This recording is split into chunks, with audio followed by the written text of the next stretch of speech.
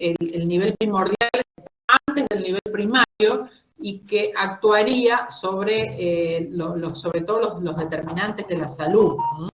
Entonces, tendríamos primero de todo ese nivel primordial que trabaja sobre los determinantes, todo lo que son los estilos de vida, las condiciones de vida, o sea, si se puede prevenir en relación a eso, está claro. Después estaría, dijimos, el nivel primario que actúa en el individuo sano. El nivel primario, estamos en la primera etapa, individuo sano, donde está ese equilibrio entre el agente huésped y medio ambiente. Acuérdense, ustedes lo vieron en salud pública. El nivel primario, ¿qué hace? El nivel primario de prevención. De la prevención estoy hablando la primera... de la salud. No. Sí. No, profe, que como usted decía, en el periodo prepatogénico y tenemos el patogénico y ahí se subclasifica en prevención primaria, secundaria y terciaria. Y bueno, lo primaria sería los fomentos, o sea, de la salud. Y la segunda sería cuando se lo diagnostica al paciente. Y bueno, la prevención terciaria sería la rehabilitación, ¿verdad? El nivel primario sería la educación y la protección. La prevención primaria, ¿en qué Sí. dentro del ciclo de la historia natural de la enfermedad, dónde actúa? Si nosotros tenemos, yo le digo, bueno, hágame prevención primaria o qué estrategia de prevención primaria usted puede generar en la historia natural de la enfermedad del VIH. A ver, Paloma, ¿qué me diría usted? ¿Qué estrategia podría ser? Es hacer una campaña, porque es el nivel prepatogénico, o sea, todavía, como es el nivel primario, estamos educando y tratando de llegar a la protección de esa enfermedad, así no se rompe el equilibrio. Así que yo haría una campaña de protección y de educación. ¿Se entendió? O sea, como está el individuo sano todavía y el equilibrio entre agente, huésped y medio ambiente no está roto, entonces acuérdense, la prevención primaria que era promoción de la salud y protección específica, y hay estrategias que se pueden hacer en ese nivel. Muy bien, Paloma. Con eso yo me doy cuenta si lo entienden o no. Yo muchas veces en los exámenes tomo así. Con la parte práctica, si ustedes lo entendieron, yo me voy a dar cuenta. Lo mismo puede ser en otra enfermedad. Si yo digo, bueno, hágame una estrategia de prevención primaria, no sé, para la diarrea de verano, la diarrea estival, o una gastroenteritis, que sabemos que se producen generalmente en verano, ¿qué harían? ¿Qué estrategias podrían pensar?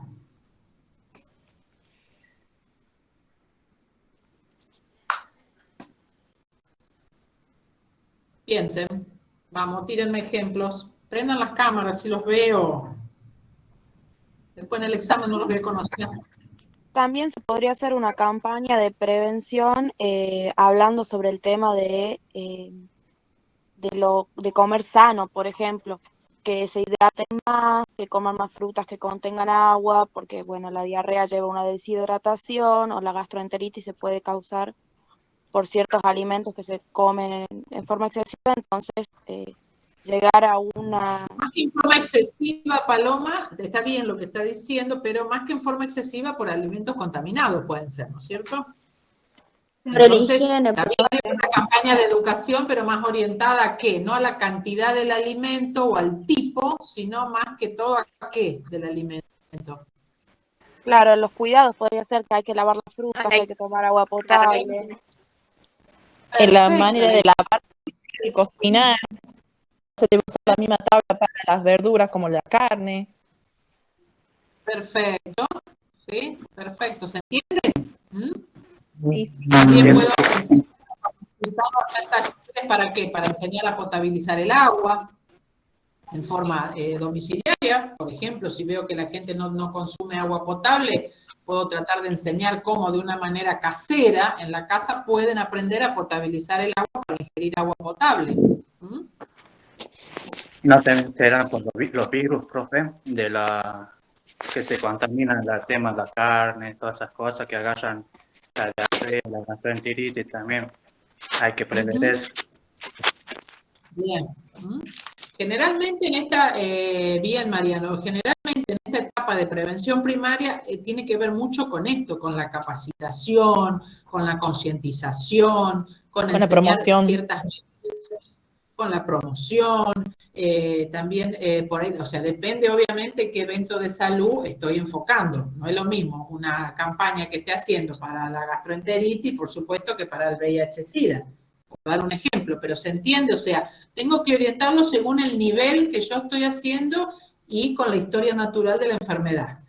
Ahora, cuando yo paso a un nivel, digo, bueno, ¿qué estrategias de atención o de prevención, perdón, pensarían ustedes en el caso de la prevención secundaria del VIH-Sida? Volvemos a los mismos eventos de salud, pero ya en prevención secundaria. ¿Qué pensarían ustedes, por ejemplo, alguna estrategia?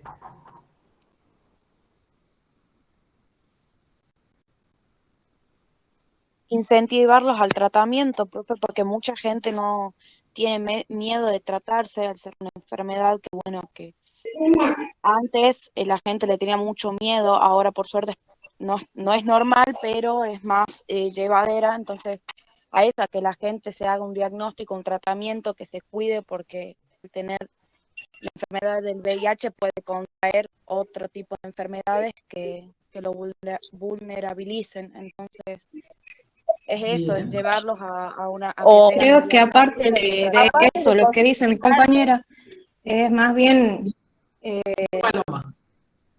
poder acercar, o sea, que ellos se puedan acercar a que tengan los chequeos, tanto o que se, anuales, o que se hagan los test, anuales.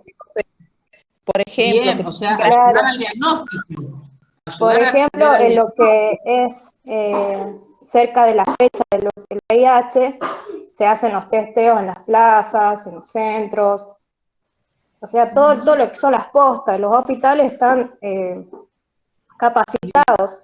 Más bien, yo creo que vería más bien la campaña en acercamiento en eso. sí, Bien, o que la sea, que gente aumentar tome los conciencia. testeos. Exacto. Porque quizá hay gente Bien, que Más tiene allá van a acompañar, y más bien cuando tienen el diagnóstico positivo.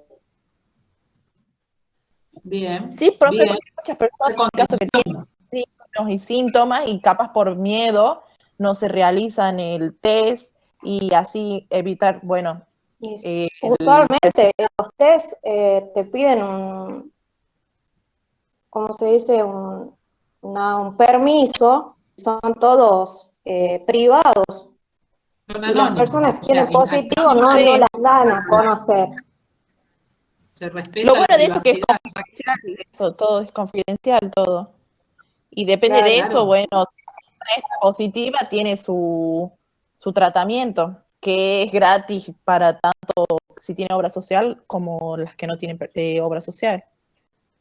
Yo creo que perfecto. también la Entonces, importancia de este nivel es que, bueno, el VIH no siempre tenemos los síntomas al instante, o sea, uno puede estar contagiado y no saberlo, entonces el incentivar a que se haga un diagnóstico, acercarse a los centros de salud, a realizarse gratuitamente el test, también influye en eso, en que, bien. bueno, no También podría antes. ser facilitarles el tratamiento, ¿o no? Exactamente, porque hay personas capaz que están en periodo de ventana, profe, no saben de si son positivos o no hasta que se realizan el test.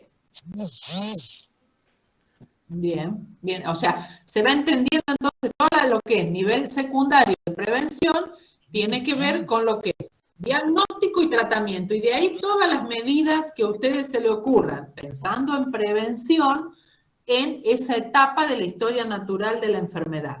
¿Sí? Y así, repito, en cualquier evento de salud. ¿Se entiende? Sí, profe. Y después, cuando pasamos a la prevención terciaria, si yo le digo, bueno, ¿qué medidas o qué estrategias podrían pensar, diseñar con el equipo de salud o por ahí apoyados también con otros sectores? Porque acuérdense que salud no trabaja solo.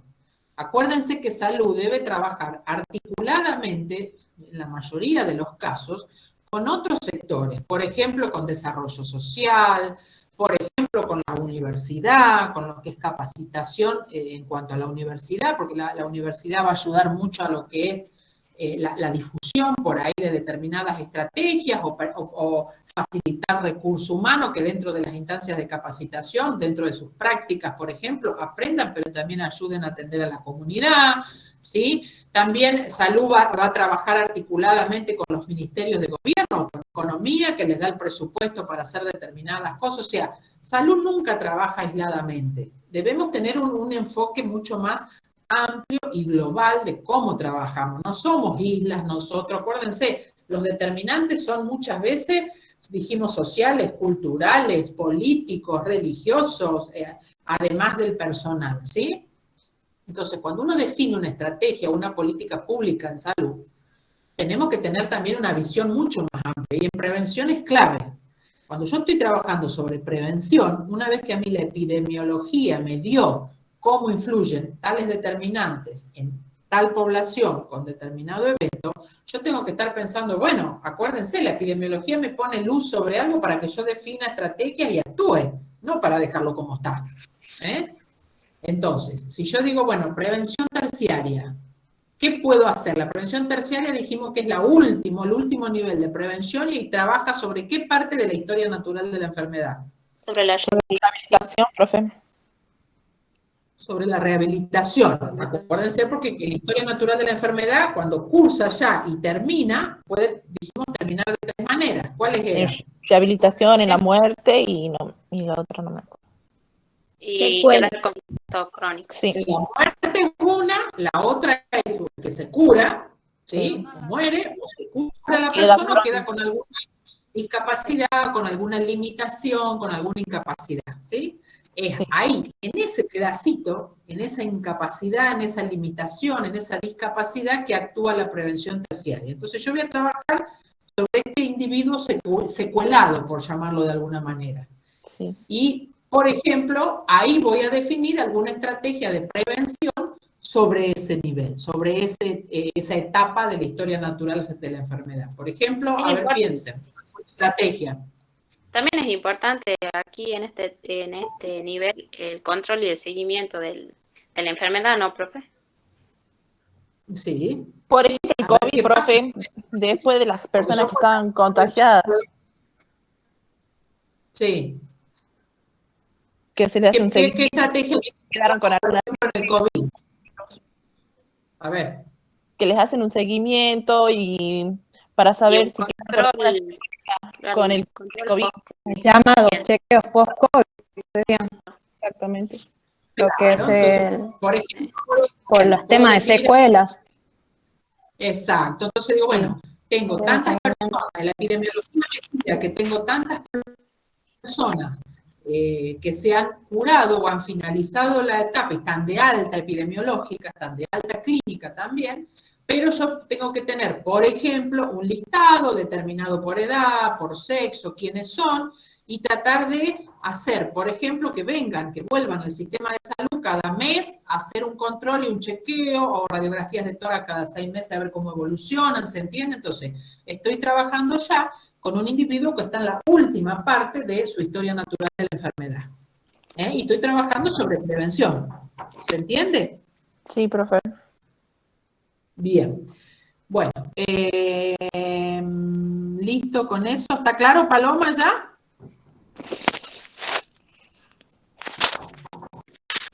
Gracias. Bueno. Después, a ver, esperen que hay otra duda. ¿Periodo prepatogénico abarca nivel 1 y 2 de prevención? No. Acuérdense, esto de nuevo, Paloma, lo vemos. El nivel prepatogénico abarcaría lo que es el primordial y el nivel 1, si quieren. Profe. Podemos poner el primordial como lo que, acuérdense que trabaja más sobre los determinantes, sobre factores de riesgo, ¿sí? Y después el nivel 1, que trabaja sobre individuos sanos, periodo prepatogénico. ¿Estamos? El nivel 2 y el nivel 3 de prevención trabaja sobre el periodo patogénico y después el final. No hay periodo en nivel 4 de prevención, como ponen acá. Hay nivel primordial. Ya había contado el nivel 1 como primordial, el nivel 2 recién Bien. primario, terciario y el cuarto. Bueno, entonces, Cambiemos los números, pongamos primordial y nivel 1 sobre el prepatogénico y nivel 2 y 3 sobre el patogénico, ¿está? Sí, profe, listo, gracias. Bien, no se confundan porque no existe nivel 1, 2 y 3 y 4 de prevención, sino en la otra materia les pueden corregir eso. Es nivel primordial, nivel 1, 2 y 3. Esos serían todos los niveles. Bien. A ver, estoy leyendo las dudas, así terminamos esto.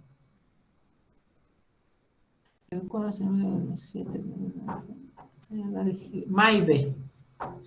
El cuadro 7 dice, de las 7, el cuadro sinóptico de las 7 de la prevención, no entiendo, de la enfermedad. ¿Sería dar ejemplo? Maibe está, a ver que me diga cómo, no entiendo la pregunta que me está haciendo. El cuadro sinóptico de las 7 de la prevención. A ver, Maibe, ¿no prende la cámara?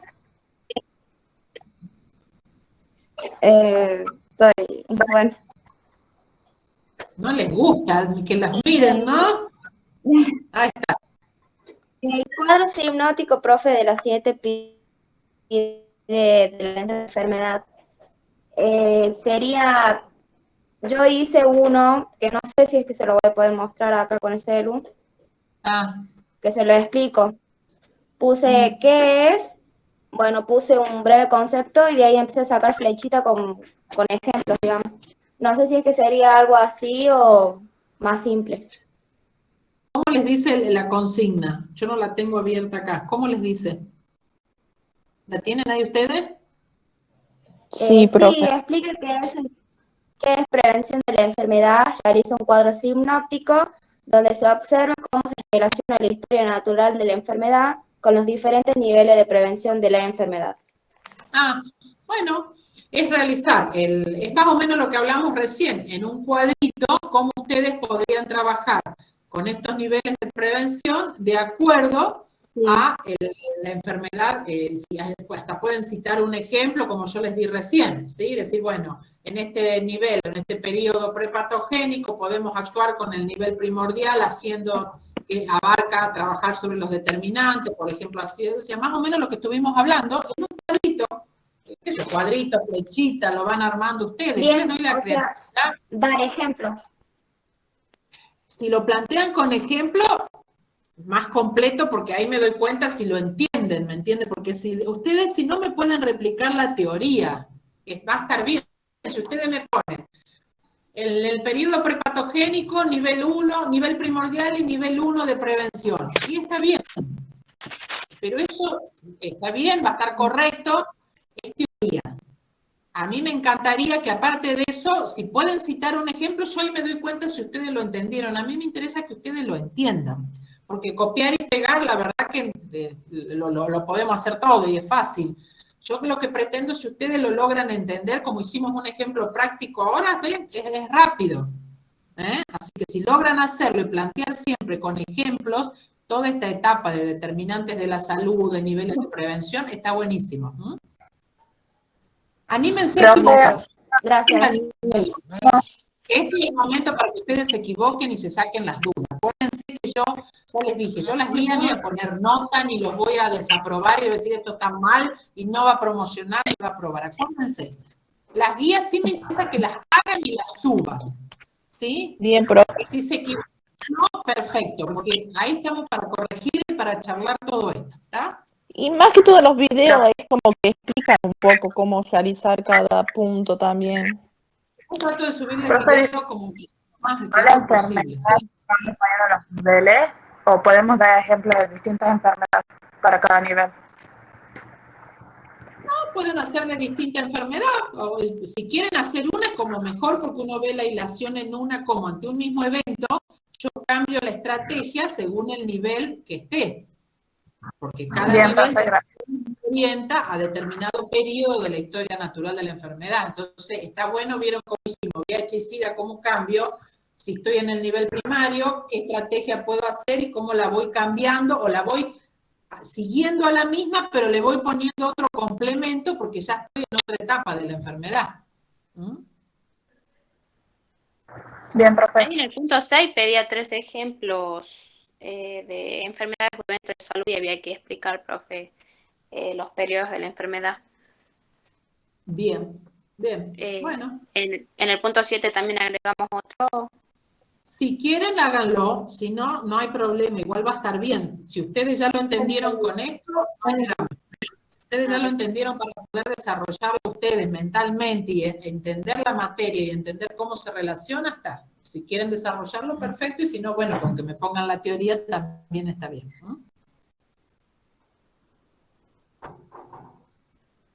Bien, acá hay otra persona, Liz, que se le complicó la semana. No sé, Profe, en varios puntos, o sea, hay como consignas como un poco repetitivas para mí, me dio a entender, como en el mapa mental pedía el tema, explicarlo al tema en el mapa mental, y en las otras consignas pedía casi lo mismo, o sea, no había problema en eso. El mapa mental es un resumen de todo el tema que vemos ese día, esa clase, ¿sí? Ustedes en el mapa mental tienen que tener la capacidad y la creatividad de hilvanar todos estos temas. El mapa mental yo nunca se los voy a corregir en el sentido que les voy a cuestionar por cómo lo armaron, porque es una cuestión de cómo a ustedes se les fija, cómo entienden un tema y cómo, obviamente es algo que vea que está muy mal relacionado a algo. Pero si ustedes dicen, yo hago una flechita y un cuadrito, y es todo dibujos, lo que yo hago es la forma que tienen ustedes de mentalmente grabar un tema. Por eso yo hago siempre hincapié, van a ver que en todas las guías yo trato de pedirles mapas mentales para que después ustedes tengan todas las hojitas. El mapa mental es una primera, ustedes miran eso y tú ya relacionan todo el tema, justamente, tienen que tener esa capacidad. Después yo les empiezo a hacer ítems para ir desarrollando más tema por tema. Y generalmente vivo poniendo que pidan, que pongan ejemplo. Los voy a cansar con eso, porque me doy cuenta que cuando yo les tomo, cuando estamos en un examen, vuelvo a pedir ejemplo y no logran cómo bajar los contenidos a la parte práctica. Por eso les voy repitiendo ejemplos, ¿sí? Por ahí sí, puede ser que les sea repetitivo, tedioso, pero créanme que es para ayudarlos a que después puedan poder expresarse en un examen. Yo generalmente los exámenes los tomo orales. Y tienen que poder hablar y expresar todo lo que saben y mucho con ejemplos, porque es la forma que se pone de manifiesto si entienden o no.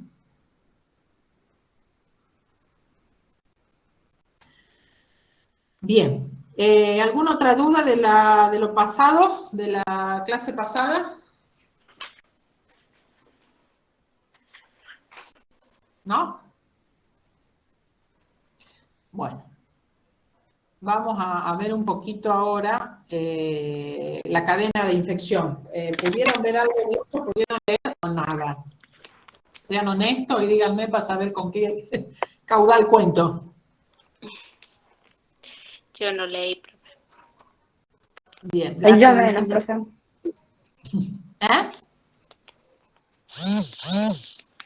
¿Maya leyó? No, profe, yo menos, le decía. No, porque justo no escuché. Bien, ¿nadie leyó?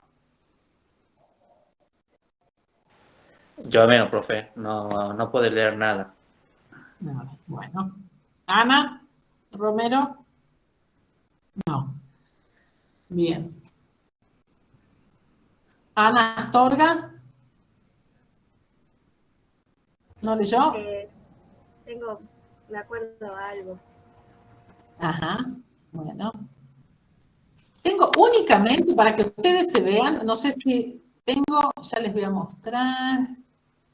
Veo a 4 alumnos nomás. No sé si tengo más que muestran la cara. A 5 ahora. Luz Reynoso la estoy viendo.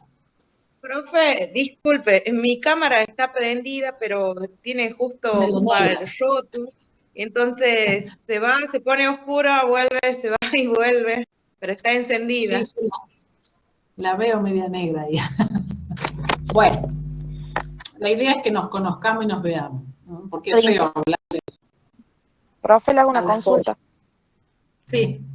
Lo de cadena de infección está dentro del apunte que nos subió del primero. apunte de la cátedra o es un archivo nuevo que subió? No subió nada de eso. No subió, profe, sobre la cadena. No, eso estaba en duda, no subió nada de la cadena todavía. Bueno, eso se los voy a subir hoy. ¿No chusmearon nada ustedes aparte? ¿No vieron? ¿No buscaron bibliografía? Profe, yo sí tengo. Sí, Traten de buscar, no con lo que yo subo, porque es bueno que ustedes busquen otro material, acuérdense, siempre les pongo, busquen también y ayúdense con otra bibliografía de epidemiología.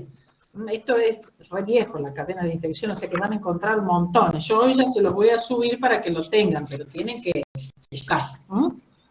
Bien.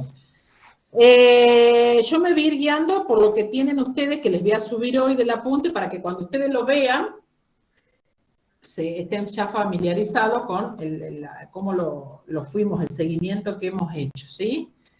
Yo les voy a mostrar acá, a ver si logran ver. ¿Ahí se ve? Sí, profe. Sí. No lo puedo leer. Acá, al apunte, tienen todos los eslabones de la cadena de infección. Lo van a tener. Yo cuando termine de dar la clase se los voy a subir. ¿Sí? Sí. Son todos los eslabones que forman la cadena de infección.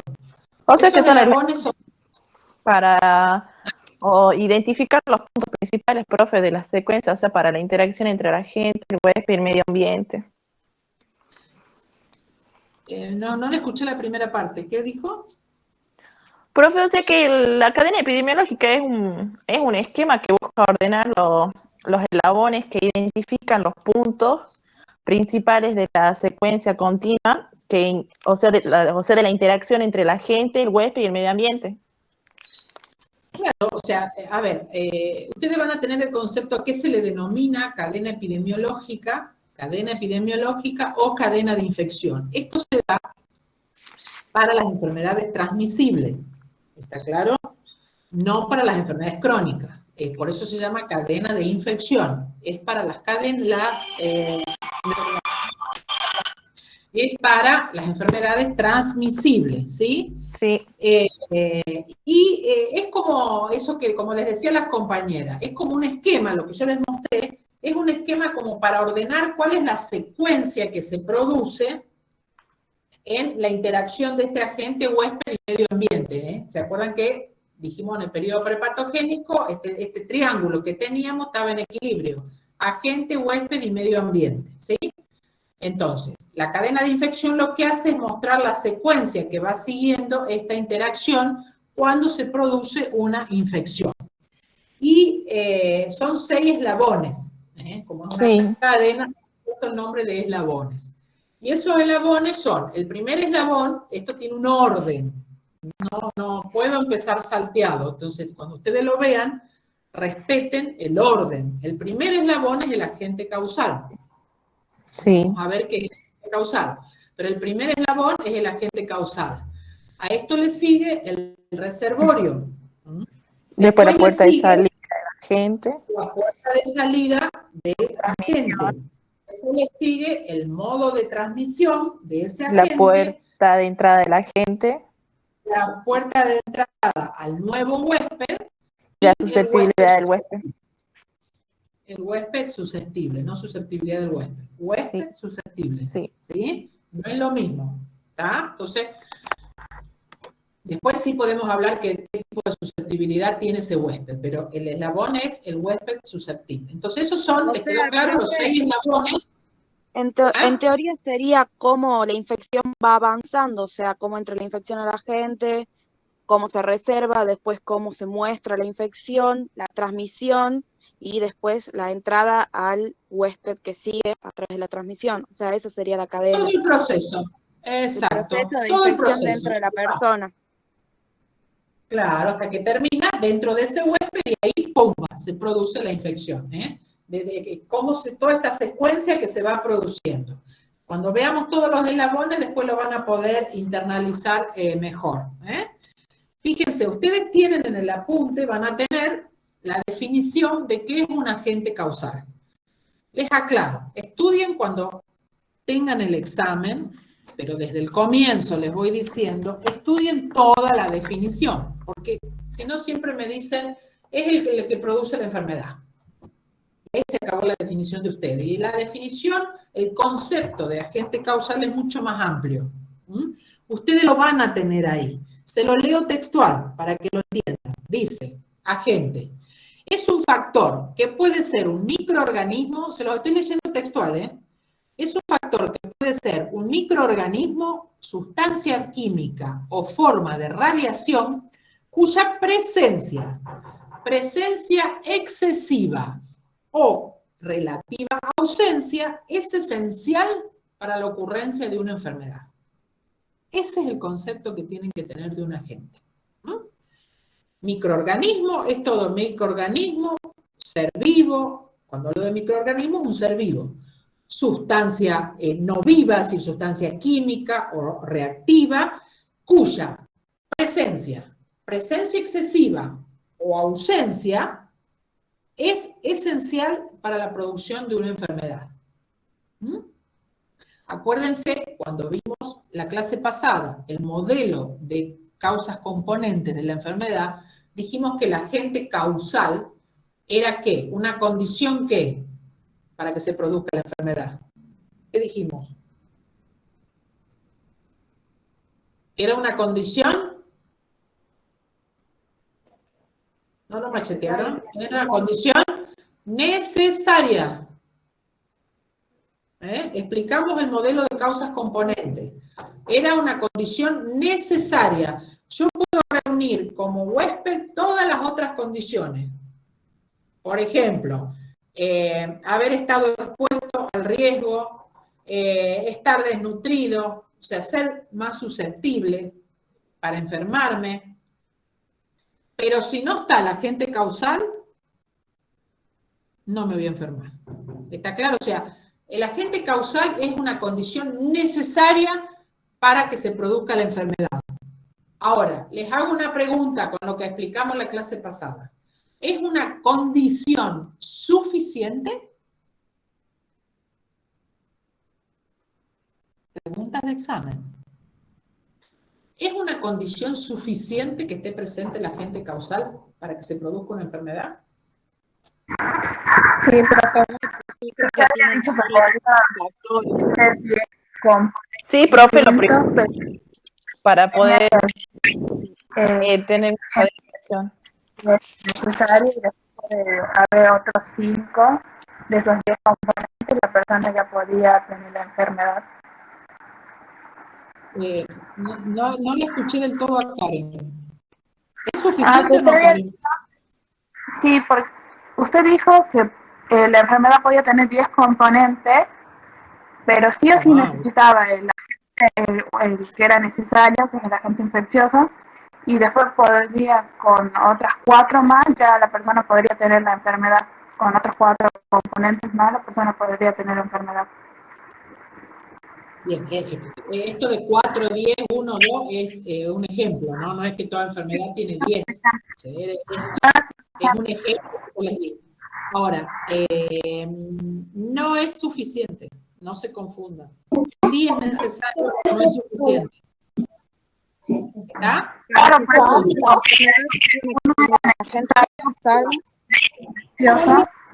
pero después necesitaba, aunque sea, por eso le daba el ejemplo de aunque sea los otros 4 componentes, como para que la enfermedad la persona tenga la enfermedad.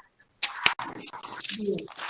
Pero la pregunta que yo les hago, escúchenme la pregunta, les hago el planteo. ¿El agente causal es necesario, es una condición necesaria para que exista la enfermedad? ¿Es una condición suficiente?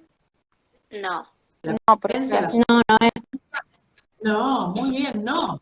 Porque yo puedo tener... Es más, es uno de los tantos, o sea, no... Además del ambiente, además de lo social, son varios factores. Determinantes que conforman. Cuando se une todo y conforman la causa suficiente, por ejemplo, que esté desnutrido, que está el agente causal presente, que yo bajé mi inmunidad, ¡pumba!, me enfermé, se rompió el equilibrio. Ahí se formó una causa suficiente. ¿Se entiende? Una causa suficiente está formada por varias condiciones, de las cuales, dentro de esas condiciones, hay una que sí o sí es necesaria, que es el agente causal.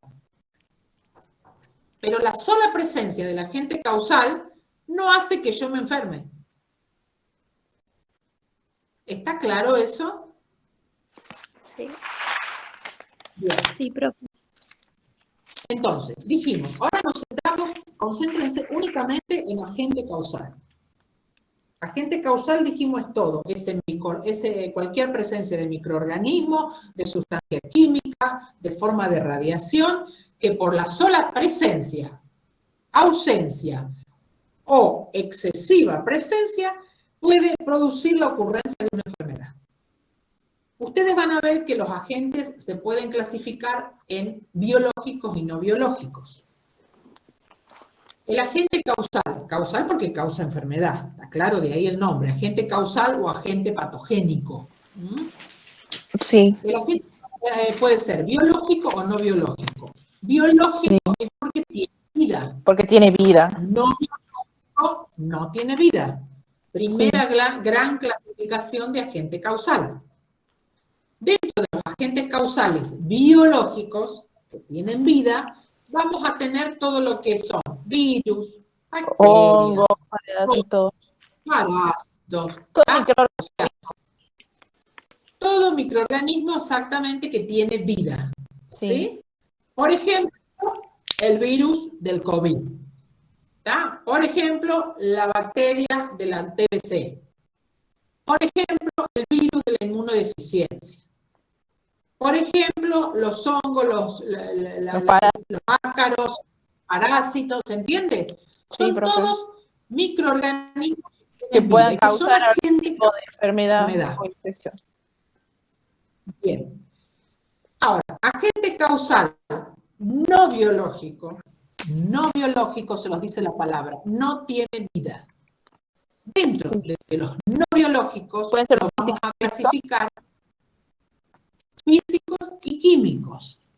Los físicos son, por ejemplo, algún traumatismo, algún golpe, alguna erosión que yo tenga, alguna raspadura, ¿sí?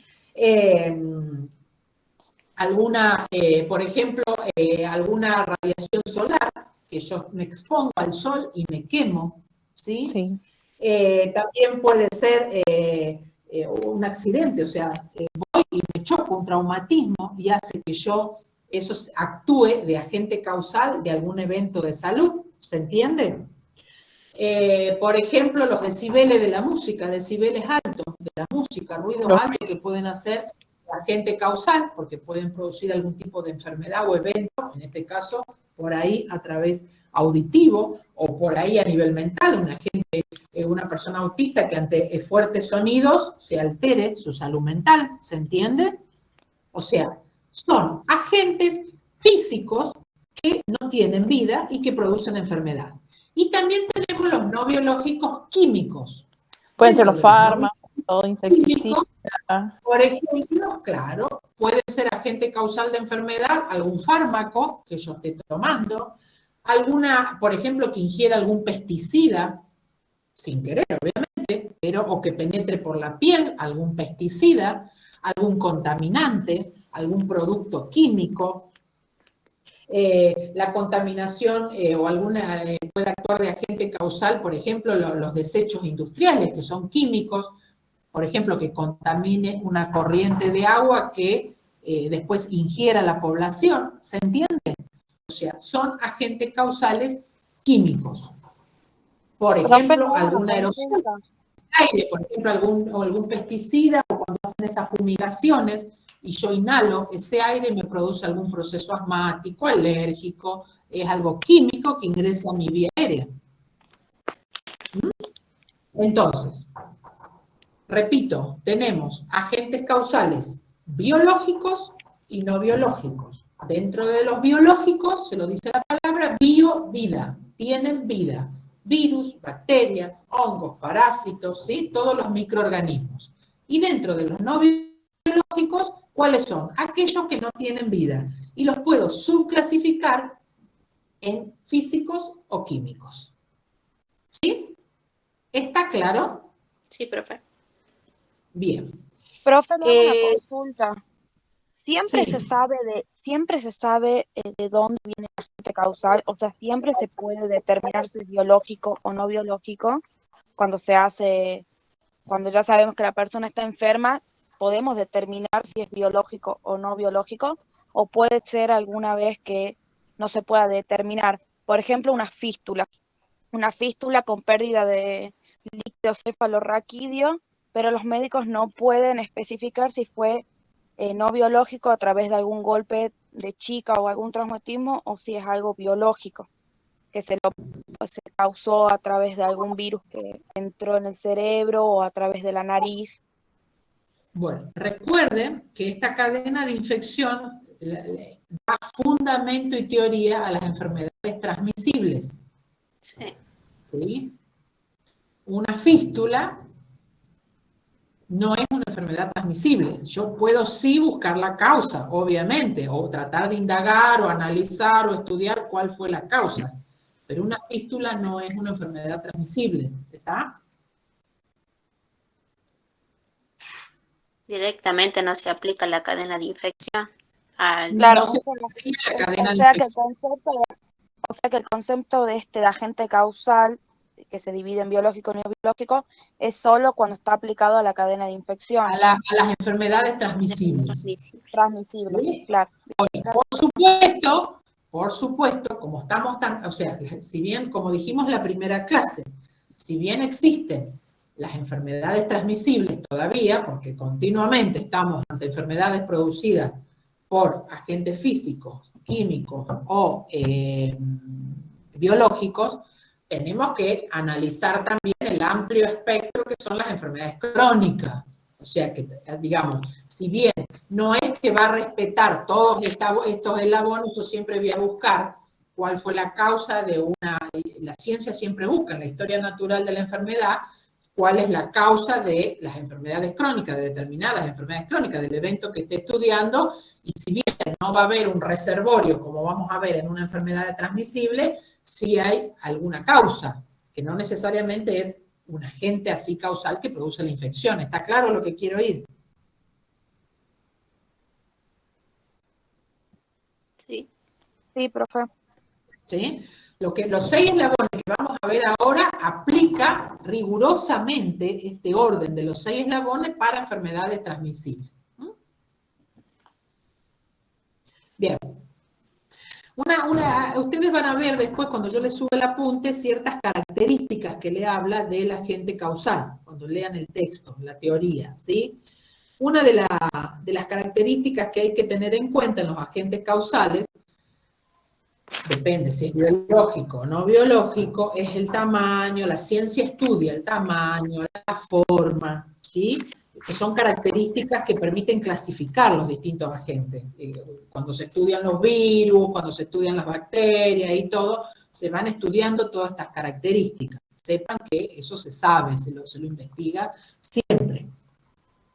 Otra de las características dentro de las mismas características se encuentran lo que son los antecedentes familiares en el historial.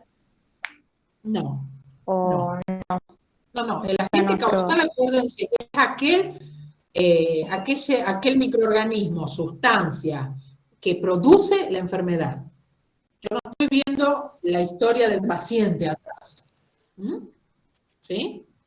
No estoy viendo eso, que después es un dato como profesional de la salud que yo voy a evaluar, sí, pero cuando hablo de infección, hablo simplemente por estos eslabones. ¿Y en enfermedades crónicas lo tiene en cuenta o no? Y en enfermedades crónicas yo voy a buscar, por ejemplo, la causa de la enfermedad, la causa de la diabetes. Generalmente las enfermedades crónicas son más multicausales, acuérdense. Todos estos determinantes influyen. Entonces yo voy a decir, sí, diabetes. Y bueno, hay un antecedente hereditario, hay también un estilo de vida que influye, la obesidad, ¿se entiende? Todo eso actúa como agente causal. Recuerden que generalmente las crónicas son más multicausales.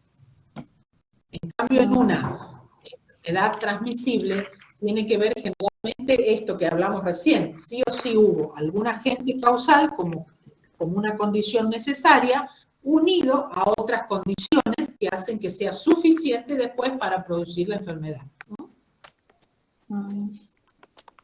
Bien. Estaba algo confundida, perdón. De a poquito lo vamos a ir desgranando, pero está bien que vayan preguntando. Después cuando vamos cerrando los temas, por ahí lo pueden ver un poco más integral. Recuerden también que en agente causal es importante saber, ustedes van a escuchar el término antigenicidad o inmunogenicidad. ¿A qué se refiere esto que es una característica del agente causal? Es la capacidad que tiene ese agente causal para producir inmunidad en una persona. Ustedes saben que, por ejemplo, si yo me enfermo de sarampión, por dar un ejemplo, el sarampión, el agente causal ese que produce el sarampión, tiene una elevada inmunicidad. ¿Qué quiere decir? Que tiene la capacidad de producirme a mí anticuerpos para que ya no me vuelva a enfermar. Ya lo vamos a ver en los tipos de inmunidad. En cambio, hay otros agentes causales, por ejemplo, el de la influenza, que trabaja más sobre las células epiteliales de la vía aérea, que vamos a ver que produce una inmunogenicidad baja. Es decir, no es que me dé ya una profilaxis que nunca más voy a enfermarme de un resfrío, de una gripe. ¿Vieron que no? Son enfermedades que generalmente se repiten. ¿A qué se debe? Para que ustedes vayan entendiendo, ¿sí? Se debe a que el virus, por ejemplo, de la gripe, no tiene una elevada inmunogenicidad. ¿Está claro? O sea que eso va a variar de acuerdo al tipo de agente. Claro, exactamente. Yo antes, cuando éramos chicos, nos enfermábamos de papera y nunca más íbamos a tener papera. ¿Está? Porque ya ese virus de la papera producía tantos anticuerpos que ya me dejaba inmune para volver a enfermarme. ¿De la varicela también o no? Claro, generalmente las enfermedades de la infancia han sido todas por virus que producieron una elevada inmunogenicidad o patogenicidad en la gente, ¿sí? Entonces, eso hacía que yo, una vez que me enfermé, no me enferme nunca más. En cambio, hay otros que son, yo me enfermo todos los años, cada tanto me puedo volver a enfermar. ¿Por qué? Porque es muy baja la inmunogenicidad que tiene. Entonces, acuérdense que es la capacidad que tiene ese agente infeccioso o ese agente causal de producir inmunidad en el huésped. Eso es la inmunogenicidad o antigenicidad. ¿Está claro? Sí, profe. Bien. Y otra cosa que es importante que ustedes sepan es cómo también con el correr del avance de la ciencia, o sea, habrán escuchado hablar alguna vez de la resistencia que hacen algunos microorganismos a, por ejemplo, los antibióticos o a determinados tratamientos, ¿no? Sí, eso tiene sí, que ver con... Claro, eso es muy común que se escuche en la jerga médica o en el ambiente, y es un virus o que ha hecho resistencia, supongamos, o una bacteria que ha hecho resistencia a la penicilina. ¿Qué quiere decir?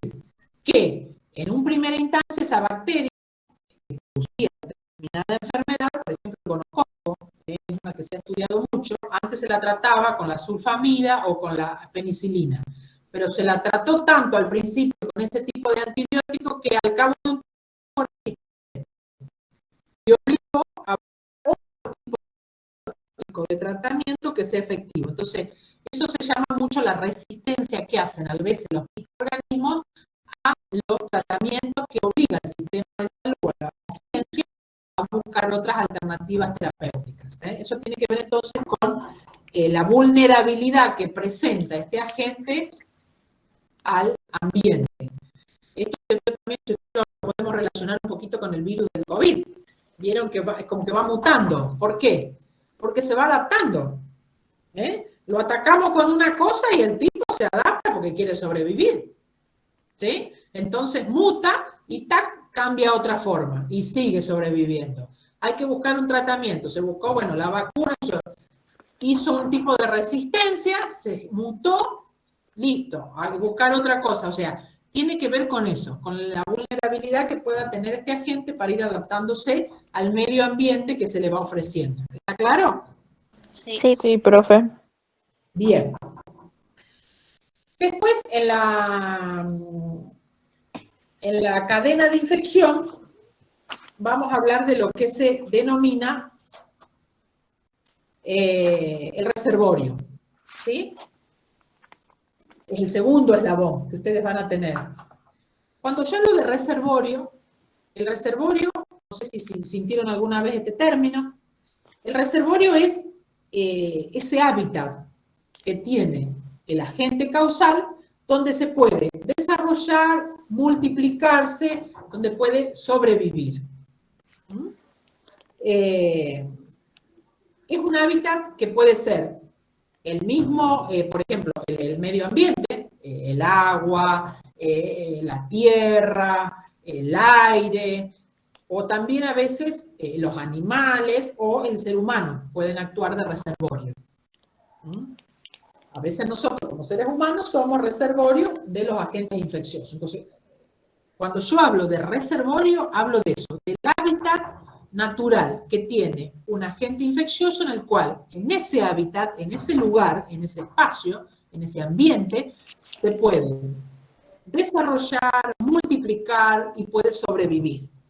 Algo muy común para que ustedes se den una idea de reservorio es el reservorio del mosquito de la Aedes aegyptis, que produce el dengue. ¿Cuál es el reservorio de la Aedes aegyptis? El agua. Que se lo dio a los pozos ¿Cómo? de agua, los charcos de agua, El ambiente. El agua estancada. Ese agua que está estancada, ¿se acuerdan ahí? Es el reservorio natural, porque no es que el ser humano le arme la agüita para que se... No, o sea, el microorganismo, el agente causal, naturalmente tiene su reservorio, así como también puede ser reservorio el ser humano. ¿Por qué? Porque reúne las condiciones para que ese agente causal se desarrolle, se multiplique, ¿se entiende? Entonces, para que se den esa idea, el agua estancada es el reservorio natural que tiene el Aedes aegyptis para producir luego el dengue. ¿Se entiende? Para desarrollarse, claro. ¿Cómo? Que ahí en el agua estancada es donde se desarrolla y puede sobrevivir, digamos, para poder y se multiplica. Ahí sobrevive el tipo está ahí, sobrevive.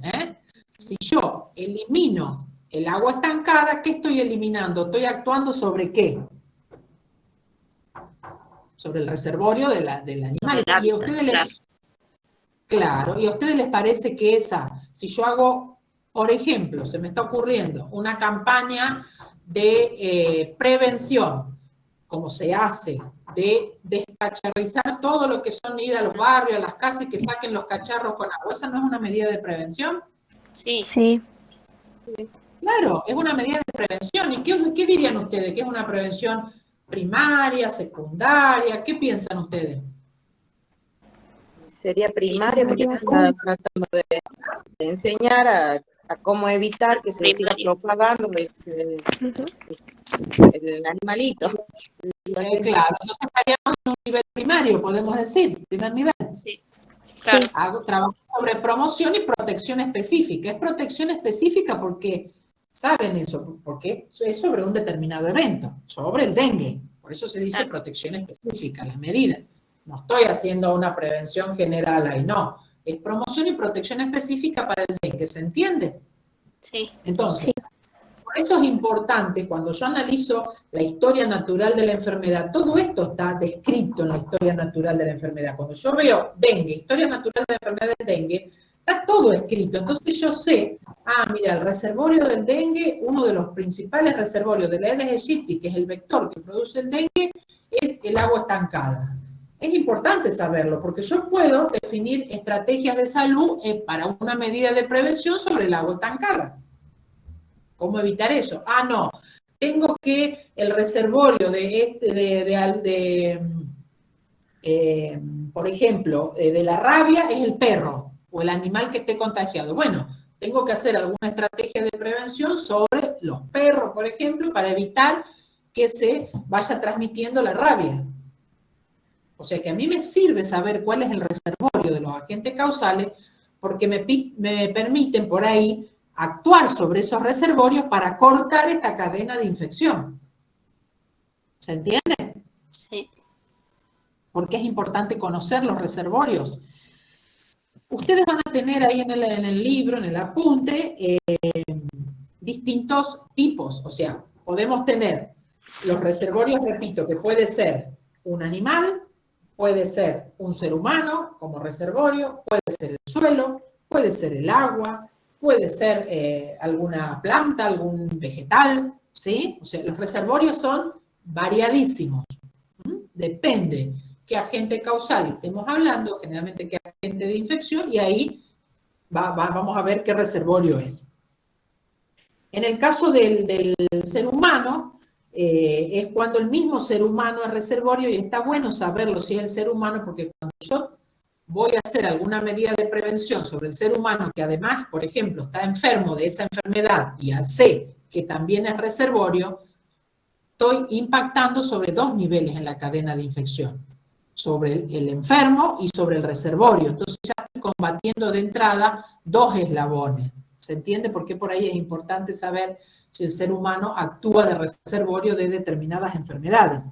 Por ejemplo, ustedes lo tienen, lo van a ver en el apunte, les cita ejemplos como la tosferina, el sarampión, la lepra. El ser humano es reservorio de ese tipo de agentes causales. Y después tenemos los reservorios extrahumanos, que ahí tienen que ver los animales o cualquier otro, el suelo, el aire, las plantas, o sea, son fuera de lo humano, lo que hablábamos recién. Bien. Van a tener ustedes la definición de lo que es la zoonosis. Es importante que manejen esto porque habrán sentido nombrar el término. Vieron que hasta en el mismo Ministerio de Salud hay un área que es zoonosis. ¿Qué es la zoonosis? ¿Escucharon hablar de esto? No, yo no. La zoonosis tiene que ver con enfermedades que son transmitidas al ser humano a través de los animales. ¿Sí? Tiene que ver mucho con eso. Entonces, siempre hay muchas enfermedades que son transmitidas por los animales al ser humano. Como la toxoplasmosis, algo así. Exacto. Entonces, el departamento de zoonosis se encarga, que funciona dentro de los ministerios de salud, se encarga mucho de esto. Los departamentos de zoonosis, además de equipo de salud, hay veterinarios, ¿sí? Entonces, ven cómo se trabaja articuladamente, porque hay muchas enfermedades que la transmiten los animales al ser humano. Ya vamos a ver por las distintas puertas de entrada que puede haber, pero que son transmitidas por los animales. Bien. Vamos a ver. Después ustedes van a conocer el término de lo que se denomina fuente de infección. Lo tienen ustedes en el apunte. Quédense tranquilos que yo les voy siguiendo acá en el apunte. ¿A qué se denomina fuente de infección? Es todo aquel animal, aquel objeto, aquella persona en el cual el agente está ahí y pasa al huésped. Se lo dice la palabra, es una fuente de infección. Yo puedo decir, el agua contaminada es una fuente de infección, porque desde ahí el agente puede salir y dirigirse al ser humano.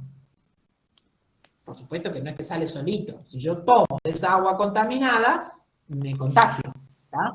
Pero la fuente de infección es eso. Puede ser un animal, puede ser una persona, puede ser un objeto en el cual hay agentes infecciosos y salen para ir al huésped. Esta fuente, es una fuente de infección. Yo puedo decir los areneros en las plazas o en los jardines de infantes son o constituyen una fuente de infección. ¿Por qué? Porque en los areneros hay un montón de parásitos, de hongos, ¿sí? Que están viviendo permanentemente, de piojo, de todo, y los chiquitos juegan ahí y puede salir algún agente causal y infectar a algún ser humano. ¿Se entiende a qué se llama fuente de infección? Sí. Sí. Bien. Las manos contaminadas son una fuente de infección. Por eso, y la insistencia siempre dentro de las medidas de prevención, el lavado correcto de manos. Hasta las manos mal higienizadas del equipo de salud es fuente de infección. Eso se sabe mucho.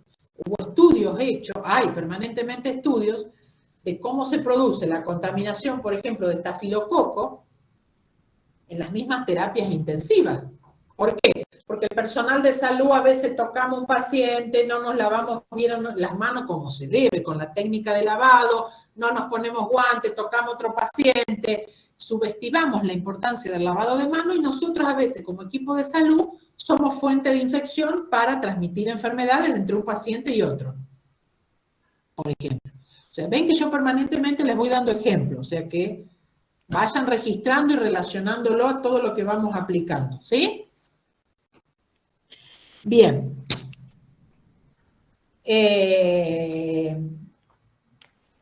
Una cosa es contaminación y otra cosa es infección. Contaminación es cuando yo digo que algo está contaminado. Cuando, por ejemplo, tengo agua y en la superficie del agua hay elementos. O sea que el agua estaría contaminado. ¿Que se pueda transmitir eso o convertir en una fuente de infección? Sí. Pero la sola presencia de elementos o sustancias nocivas en algún ambiente, o en el suelo, o en la mesa, o en el termo que yo estoy agarrando y hay presencia de agentes acá, digo, está contaminado. ¿Sí? La presencia. ¿Está claro? Es como que está en el ambiente, profe, o en el objeto, es algo que yo pueda tocar. ¿Tendría que ser? Claro, está presente ahí. Por ejemplo, agarro la manija de una puerta y hay presencia de microorganismos ahí. Digo, bueno, la manija está contaminada.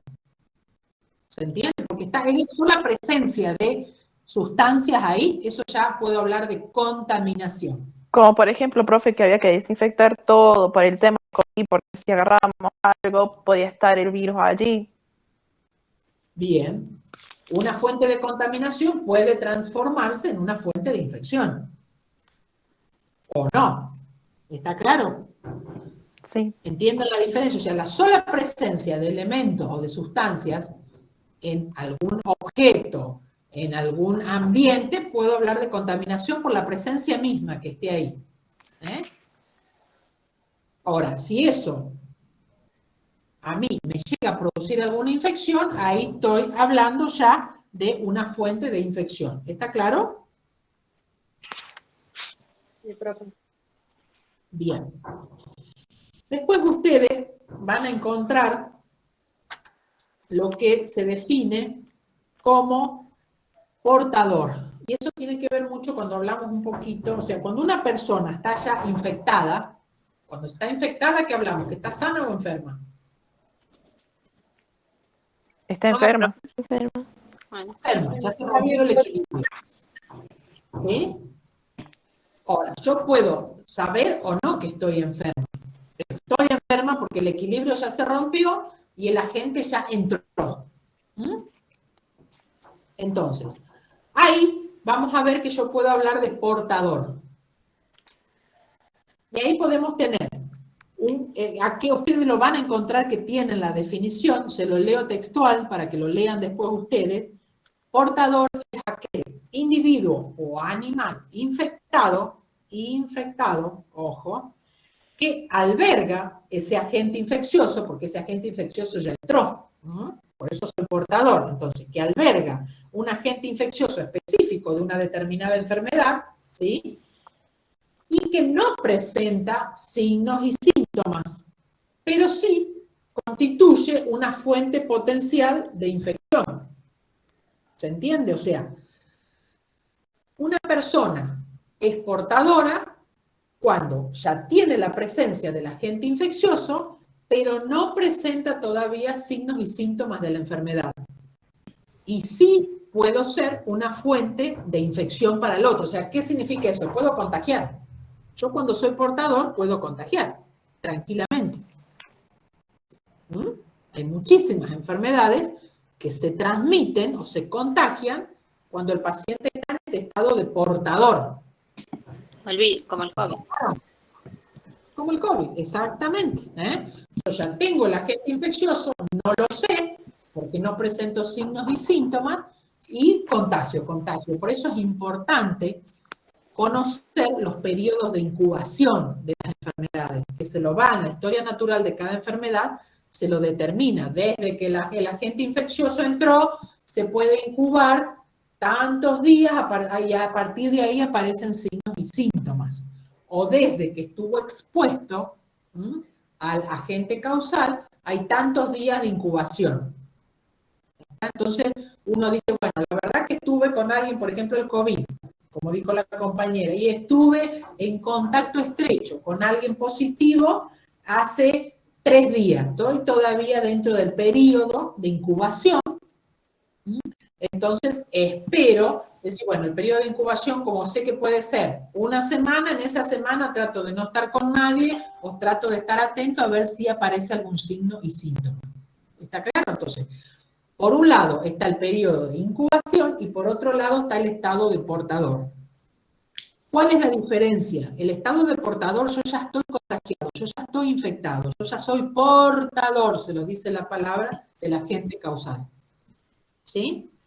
En el periodo de incubación, yo capaz que estuve expuesto, pero no entró todavía el virus. Puede ser que nunca haya entrado, o puede ser que justamente haya entrado y estoy incubando la enfermedad. ¿Se entiende la diferencia? No contagiar. En los dos puedo contagiar, tanto siendo portador como estando en el periodo de incubación. Los dos son periodos de alto grado de contagiosidad, dependiendo de qué enfermedad, de qué evento esté hablando. Porque nosotros vamos a ver que yo puedo ser, también hay enfermedades que se pueden transmitir en el periodo de convalecencia, o sea, cuando yo estoy saliendo ya de la enfermedad. La varicela, por ejemplo, se contagia mucho cuando ya está terminándose. Vieron que salen las escaritas esas, y ahí es el mayor época de contagio de la varicela. Y no es cuando yo la estoy incubando o cuando empiezan los primeros signos. ¿Se entiende? Entonces, la transmisibilidad o la contagiosidad va a depender de qué evento de salud yo esté hablando. Pero esas son las características que tienen los periodos de portador, porque el portador no es únicamente en el periodo, yo puedo ser portador, siempre hasta que aparecen los signos y síntomas, porque después ya digo, no, ya dejo de ser portador porque ya soy enfermo, ya sé que soy enfermo. El límite está en la aparición de signos y síntomas de la enfermedad. ¿Está claro ustedes? El portador estaría en la etapa subclínica. En una etapa subclínica, que era cuando hablábamos de la historia de la enfermedad. Sí, sí, coincide generalmente con esa etapa, donde yo ya estoy infectado, estoy enfermo, la agente causal ya entró, pero como no tengo signos y síntomas, no sé que estoy enfermo.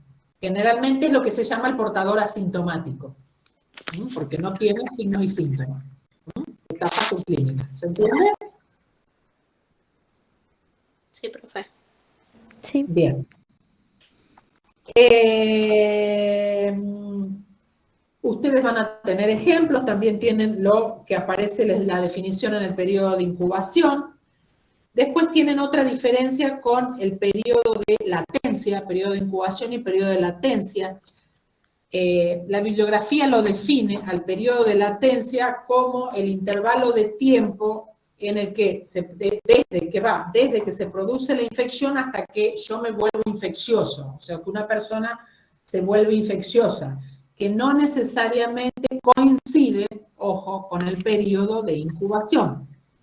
A veces arranca de la misma manera, porque es cuando yo ya me contagio, pero no termina igual. El periodo de latencia hasta que yo puedo volverme infeccioso. Son todas mediciones muy precisas que dependen de cada historia natural de la enfermedad, ¿está claro?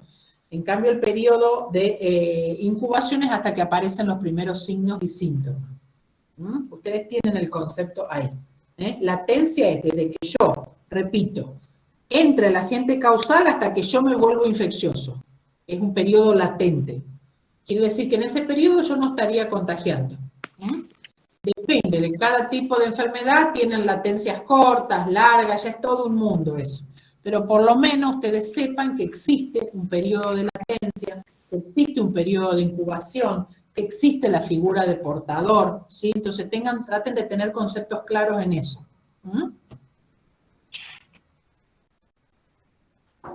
Bien. Vamos a modos de transmisión. Cuando nosotros hablamos que es otro eslabón de la cadena, vamos a tener, en realidad, el eslabón que le sigue, para no dárselo salteado, el eslabón que le sigue es la puerta de salida del agente causal. Dijimos, agente causal, primer eslabón, reservorio, ahí hablamos de todo lo que es infección, lo que dijimos recién, portador y todo. Después tenemos la puerta de salida del agente causal.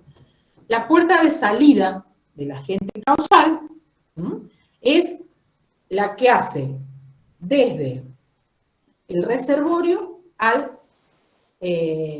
huésped. Acuérdense que lo teníamos en el reservorio, es la puerta de salida que hace del reservorio al huésped. Y ahí nosotros generalmente, la puerta, vamos a ver, lo vamos a explicar una vez, la puerta de salida también es muy parecida a la puerta de entrada, que es el quinto eslabón. Generalmente son las mismas. ¿Y qué son? La vía respiratoria, la vía genitourinaria, la digestiva, ¿sí? La vía placentaria. ¿Qué quiere decir? Que la vía respiratoria son todas aquellas enfermedades que tienen como puerta de salida y entrada la vía aérea.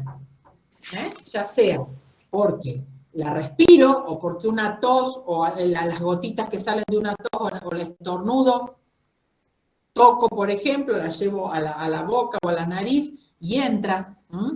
El COVID. El COVID es una de las enfermedades, como para hacerlo más claro, que se transmite mucho por vía respiratoria. Por eso es muy difícil de controlar, porque una persona a menos 1 metro de distancia, 1,5 metros, que tose, estornuda, quedan esas gotitas, yo la puedo respirar y me contagié. Generalmente son las más difíciles de controlar, las que se transmiten, aquella puerta de salida y entrada, perdón, son por vía aérea. Otra, por ejemplo, bueno, todo lo que es el influenza, el que produce gripe, resfrío, también es por vía aérea. Por eso son altamente fáciles de transmitir después.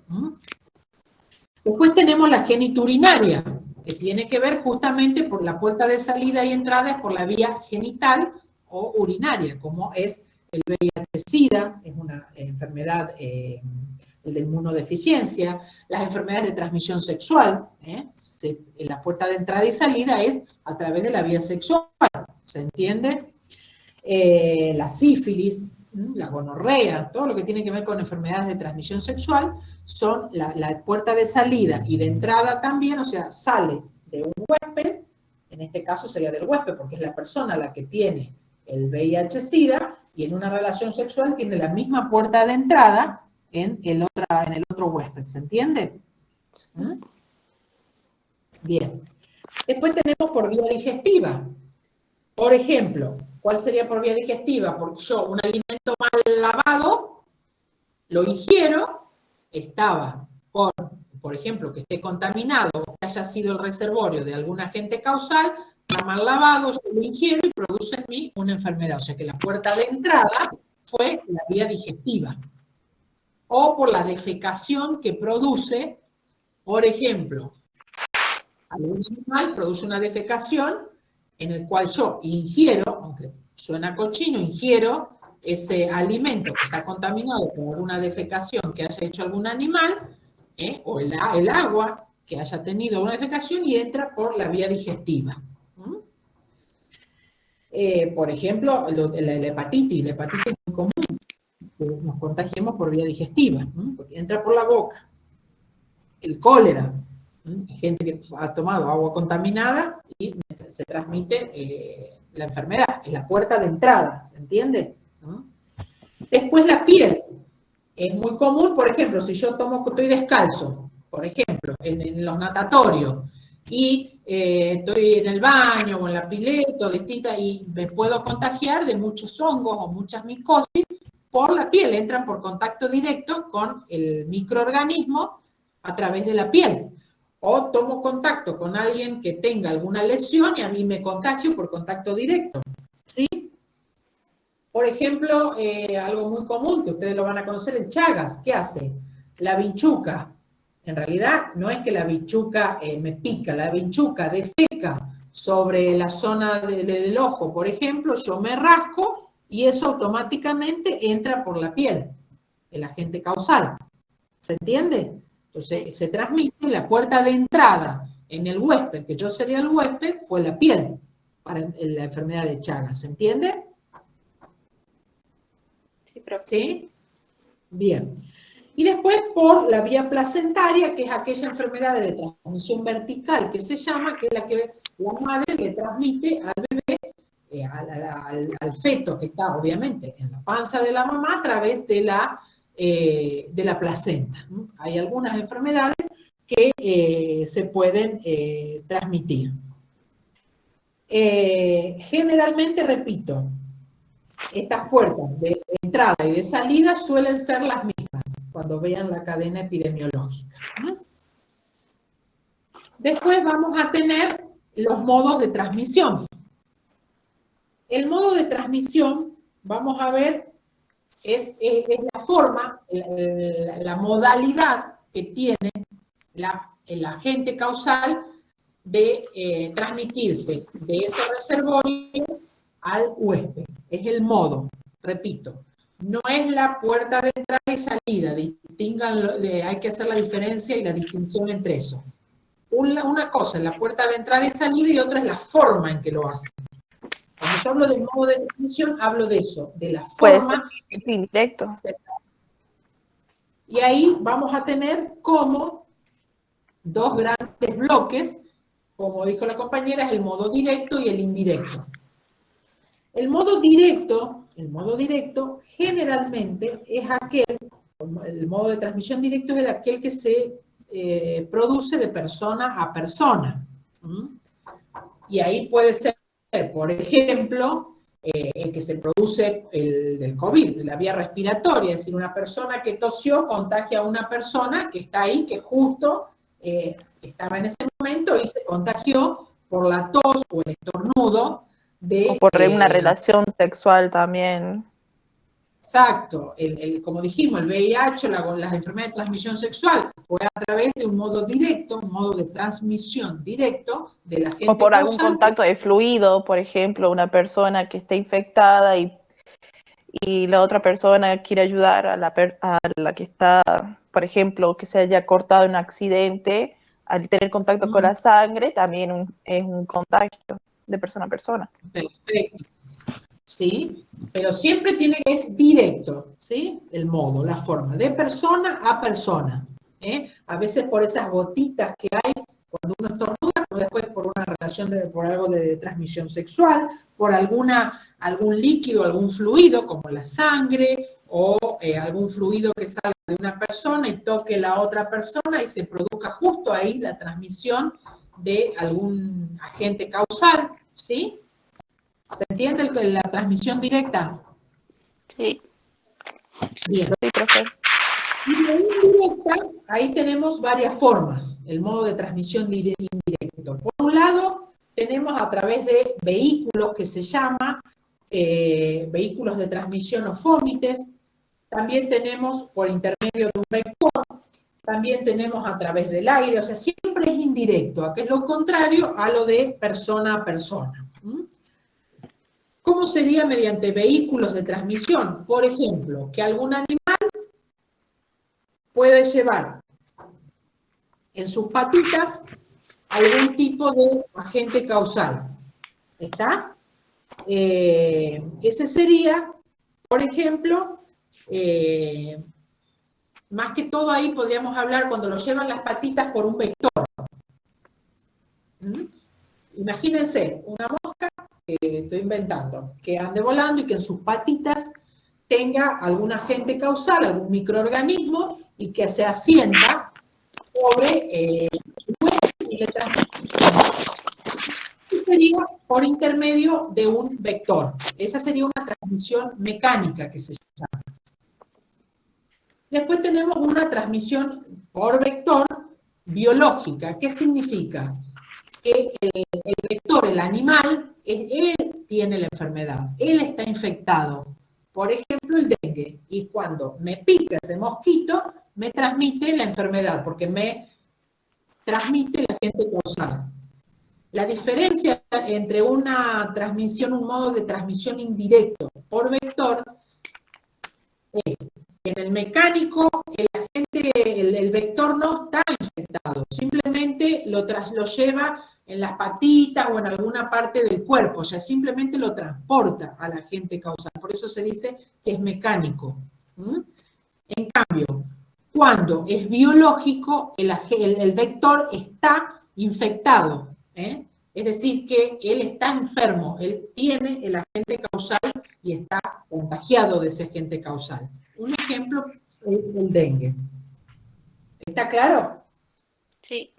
Sí, profe. Otra sería, por ejemplo, el Chagas. El agente causal, la vinchuca está contagiada con la bacteria, cuando produce la defecación, yo me rasco y entra el agente causal.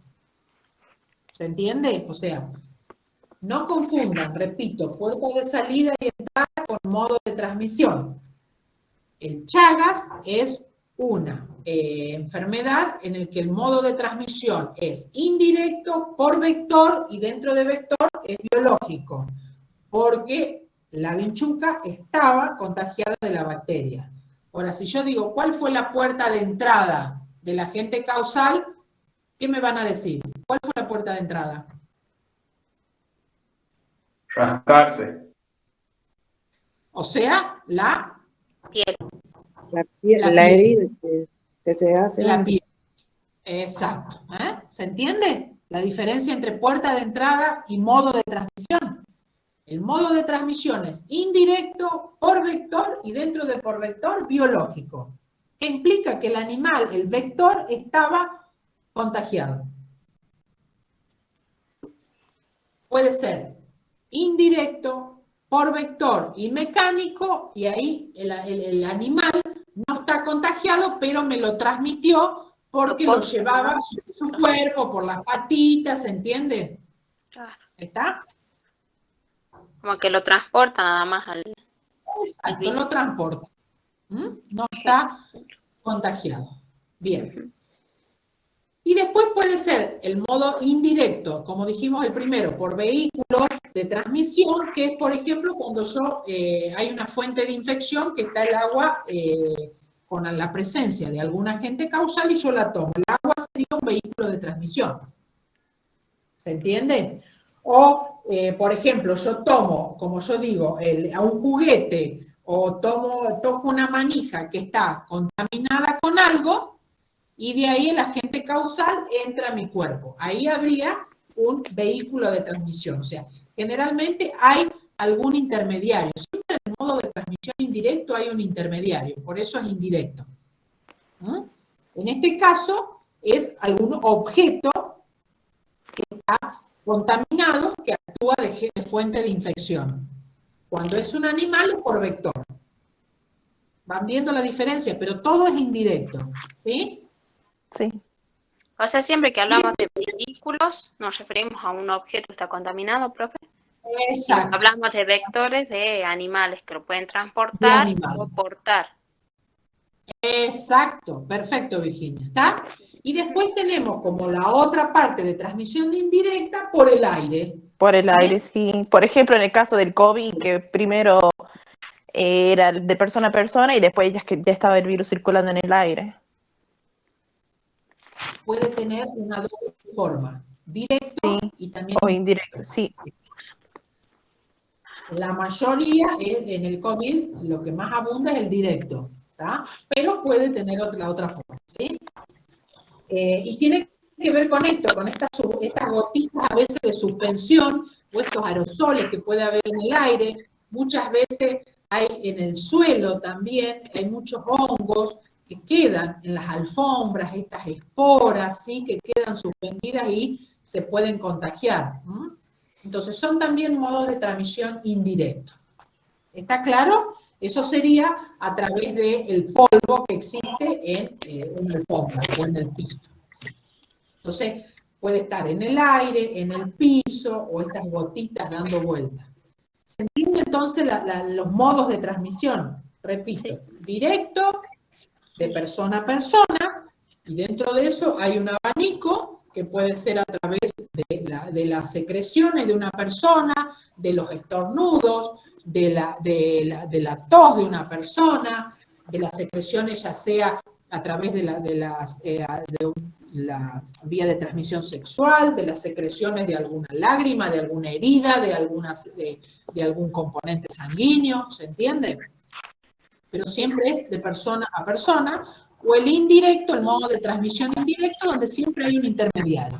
Y ahí lo vamos a tener por algún objeto, que son vehículos de transmisión, algún objeto que esté contaminado, por algún vector, y ahí dentro de vectores cuando hay algún animal que obra de intermediario, y ahí tenemos que sea mecánica, cuando es portador simplemente del agente de causal, biológico, cuando el vector está contagiado de esa enfermedad, ¿sí? Y después vamos a tener el que está en el aire o en el suelo, también como indirecto. ¿Está claro? Sí. Sí. Bien. Después vamos a tener lo que se llama, recuerden, las puertas de salida y entrada, dijimos que son lo mismo, y después vamos a hablar del último eslabón, que es, ya terminamos, queda lo último, el huésped susceptible.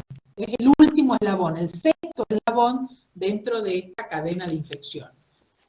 ¿A qué se le denomina huésped? Huésped es aquel ya organismo final, donde se va a alojar, que va a permitir la subsistencia y el alojamiento de este agente infeccioso, y que generalmente es aquella persona en la cual se produce la enfermedad.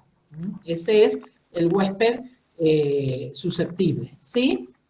Y que para que se produzca esta enfermedad, por eso es susceptible, tiene que reunir determinadas condiciones para que se enferme. Y ahí vamos, acuérdense, a esto de la causa suficiente. Una vez que se reúne todas las condiciones y se produce una causa suficiente, se enferma este huésped. Es decir, se rompe este equilibrio entre agente huésped y medio ambiente.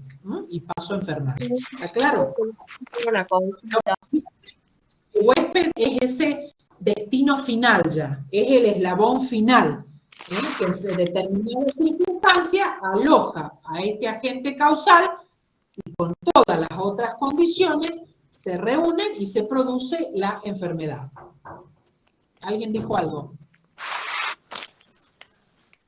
Sí, yo, profe, le quería pedir a mi compañera que podía apagar el micrófono porque hay interferencia cuando usted habla.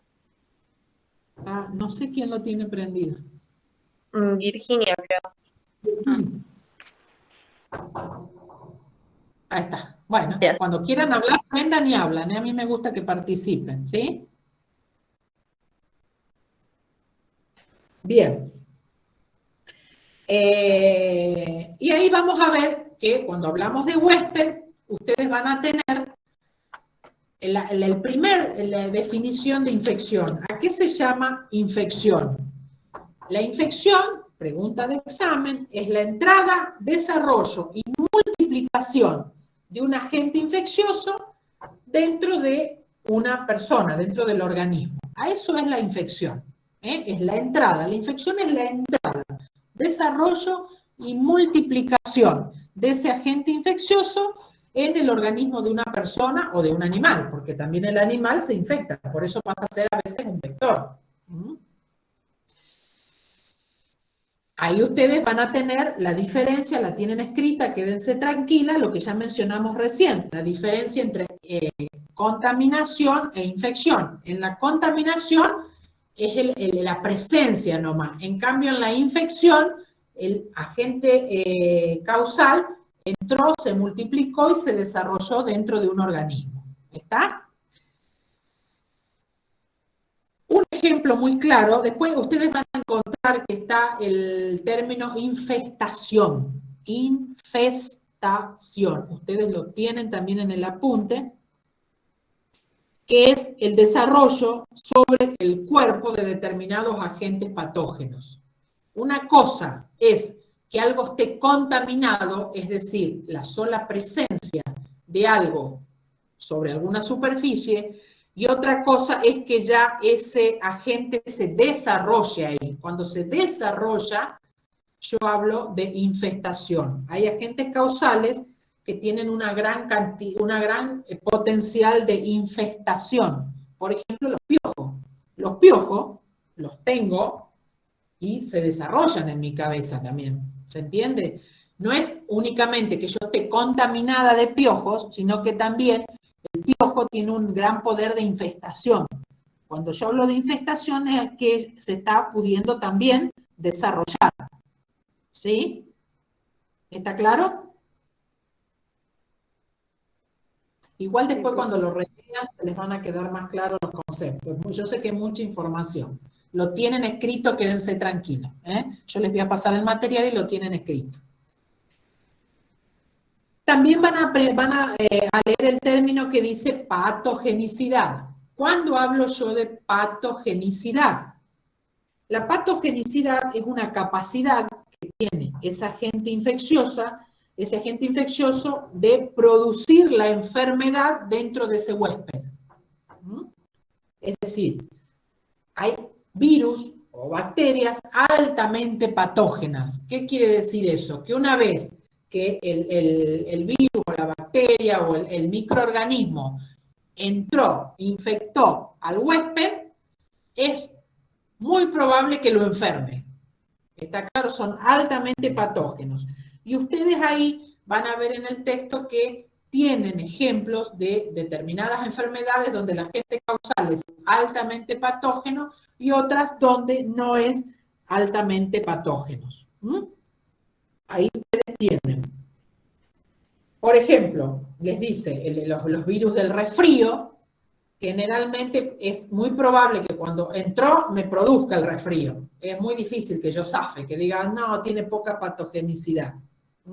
Por ejemplo, eso tiene que ver la patogenicidad. Repito, es la capacidad que tiene ese agente causal de que una vez que infectó, si hablo de infección, era la entrada de este agente causal en el organismo del huésped, una vez que entró, es muy probable que me enferme. Eso es la patogenicidad, la capacidad que tiene de producir esa enfermedad. ¿Quedó claro? Profe, es porque tiene una carga viral alta, ¿a eso se debe? La carga tiene que ver con la dosis infectante. Tiene más que ver en cuánta carga yo necesito para que se produzca la enfermedad. Eso se le llama la medida infectante mínima. Eso tiene que ver con la infectividad. Es otro término más. A eso se le denomina. ¿Qué cantidad de carga yo necesito para que se produzca la enfermedad? Esa es la dosis infectante mínima. También lo tienen ustedes en el apunte. A veces se produce una carga muy baja que no produce, no produce el mínimo para que se desarrolle la enfermedad y otras veces tiene una carga alta que supera la dosis mínima y produce la enfermedad. Bien, después van a tener otro término como es la virulencia. ¿A qué se le llama virulencia? La virulencia tiene que ver con la capacidad que tiene este agente causal de producir casos graves y fatales. ¿Sí? Tienen una fórmula ustedes, ya la vamos a ver. En cambio, letalidad es la capacidad que tiene ese agente infeccioso, una vez que entra, ojo, en el huésped, de producir casos fatales. Esa es la diferencia entre virulencia y letalidad. La virulencia es la capacidad que tiene ese agente infeccioso de producir casos graves y fatales. En cambio, letalidad es la capacidad que tiene ese agente infeccioso de producir casos fatales. Fatalidad habla de letalidad. ¿Qué casos fatales? ¿A qué me estoy refiriendo cuando hablo de casos fatales? A la muerte, profe. A la muerte, perfecto, a la muerte. Entonces, cuando yo hablo letalidad, hablo de casos que van a producir la posibilidad o la capacidad que tenga ese agente infeccioso de producir muerte. Cuando hablo de virulencia es de producir casos graves que no necesariamente me llevan a la muerte, más letalidad, más fatalidad. ¿Se entiende la diferencia? No es lo mismo de virulencia que letalidad. Si yo digo, este virus es altamente letal, ¿qué estoy diciendo? Que puede provocar la muerte. Claro, por ejemplo el ébola. Si yo me contagio del ébola, tiene una alta letalidad. ¿Qué significa? Que tengo mucha chance de morirme. ¿Sí? ¿Está?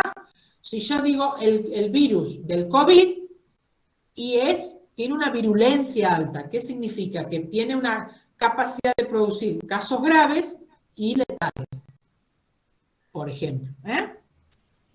¿Se entiende? Ustedes ahí van a tener la fórmula, la tienen en la apunte. Esto se calcula. En epidemiología se calcula. Y van a tener la fórmula para calcular patogenicidad, que era la capacidad, vuelvo a repetir, que tenía este agente infeccioso, este agente causal, de producir la enfermedad. Y ahí ustedes tienen la fórmula, que es la cantidad de casos o la cantidad de enfermedad aparente. Enfermedad aparente es aquella que presenta signos y síntomas. Inaparente es aquella que no presenta todavía signos y síntomas. Entonces, la patogenicidad son los casos de enfermedad aparente sobre, el denominador es el total de infectados. Yo puedo tener un montón de infectados, pero la enfermedad aparente, es decir, que presentó signos y síntomas, ese va en el numerador. Está, ustedes quédense tranquilos que tienen la fórmula en el apunte. Eso es como calculo yo patogenicidad. La fórmula, el indicador de cómo calculo virulencia es los casos graves sobre, o sea, casos graves y letales sobre los casos aparentes. Y la letalidad la calculo los casos fatales sobre el total de aparentes. La tienen a la fórmula, quédense tranquilos, después la repasamos, pero ahí la tienen. Bien. ¿Y de qué depende, como última cosa, de que yo, como huésped, sea más susceptible o no?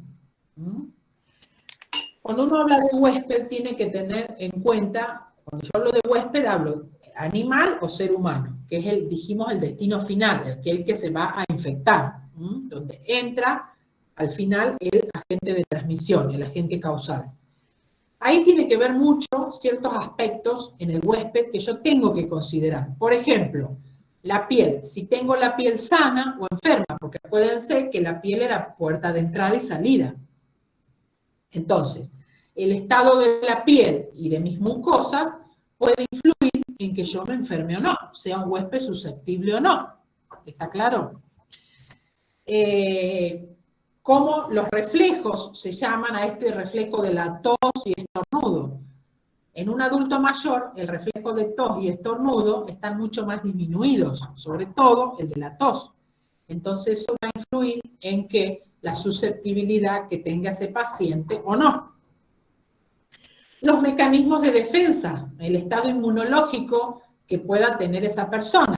Si yo soy una persona, por ejemplo, inmunosuprimida, porque me han trasplantado, por ejemplo, que a mí me hayan hecho un trasplante, hacen que a mí, a través de fármacos, me bajen mi sistema de defensa. ¿Por qué? Porque si no, yo puedo hacer rechazo al órgano trasplantado. Como es un órgano nuevo, ¿sí? mi organismo, mi sistema inmunológico puede competir y rechazar ese órgano. Entonces, cuando una persona es trasplantada, generalmente le bajan ese sistema de defensa para que pueda tolerar ese órgano. Pero que a mí me bajen el sistema de defensa me va a hacer más susceptible, ¿o no? Porque baja mi sistema inmunitario y me va a hacer más susceptible a que yo me pueda enfermar.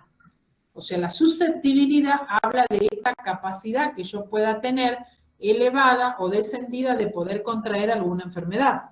Si mi sistema de defensa está disminuido, mi sistema inmunológico está disminuido, yo me hago más o menos susceptible a enfermarme o a poder contagiarme.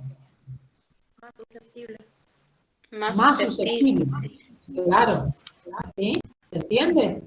Ven cómo van jugando determinadas características de este huésped, determinadas condiciones de este huésped que pueden hacer que yo me enferme más o menos que otra persona.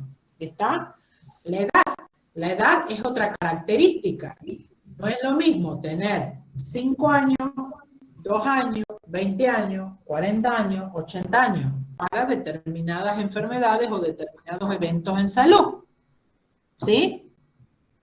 La bronquiolitis yo la voy a agarrar, es propia de los menores de 2 años. Un adulto no va a agarrar bronquiolitis. El virus no se le va a transmitir. ¿Está claro? Enfermedades de transmisión sexual son más predominantes en adolescentes y jóvenes y no tanto en niños menores de 5 años o en adultos mayores de más de 80 años, por dar un ejemplo.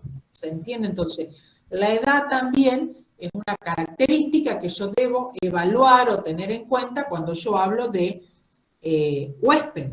El sexo no es lo mismo, hay enfermedades que son más predominantes para varones, hay otras más para mujeres, hay otras que no tienen nada que ver el sexo. ¿Se entiende? Entonces, son todas condiciones que yo tengo que tener en cuenta cuando hablo de huésped. También la raza, el grupo étnico, la etnicidad que se llama.